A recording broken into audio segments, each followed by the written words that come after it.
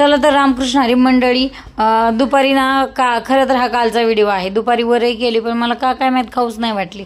मग खाऊ नाही वाटली तर त्याच्यामध्ये थोडासा साबुदाणा घातला आणि मिक्सरमधून वाटून घेतली वरई, केलेली वरई. मैत्रिणीवर फोनवर बोलता बोलता मैत्रिणीला विचारलं तर मैत्रीण म्हणली होणारच नाही डोसे. अरे डोसे कसे होणार नाहीत, एकदम छान डोसे असे झाले.